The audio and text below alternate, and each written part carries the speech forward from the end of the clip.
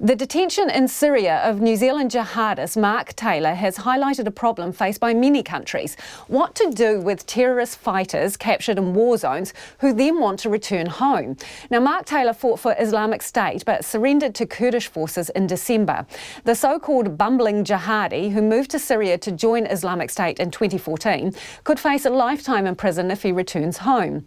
The government has been fielding questions about how it would deal with him if he did make it back to New Zealand, and about the passport he used to travel to Syria. Here's our political editor, Jane Patterson. Mark Taylor has been on authorities' radar for several years.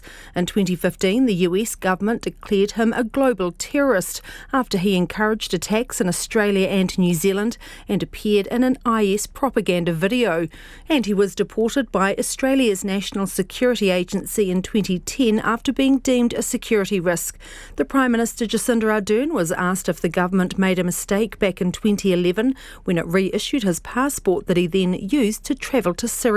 I haven't had specific information around what happened with the issuing of his passport, but one point I think it is worth making is that he did not depart from New Zealand for Syria. He departed out of Indonesia to Syria. Ms Ardern says the government is assuming Mark Taylor now has no passport after reports he'd burnt it, and his best option is to physically get to the nearest consulate in Turkey.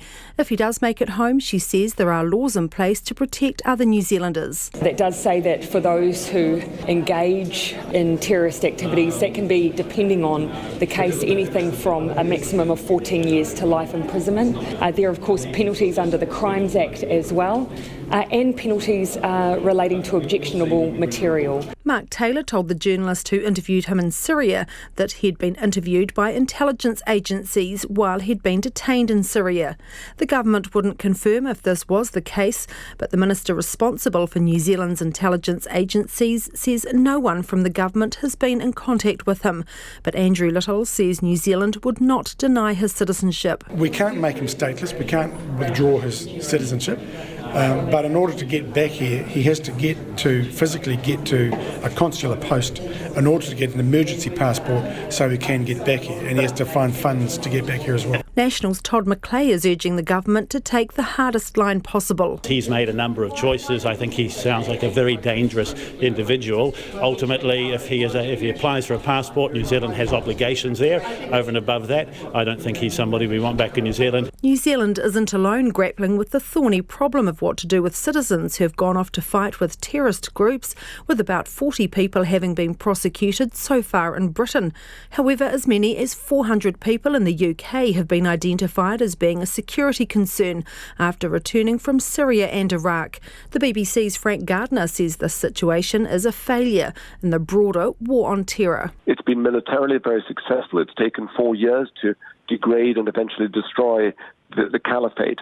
But not enough thought has been given to this, and they cannot languish forever in these camps because the Syrian Kurds will eventually want to let them go. Frank Gardner says even with anti-terrorism legislation in place, governments can't be sure charges will stick if people do end up on trial in their home countries, when it's a case of one person's word against another. And there might be strong intelligence that says person X was a brutal, cruel, sadistic torturer who beheaded lots of people, but there might not be any photographic evidence of it.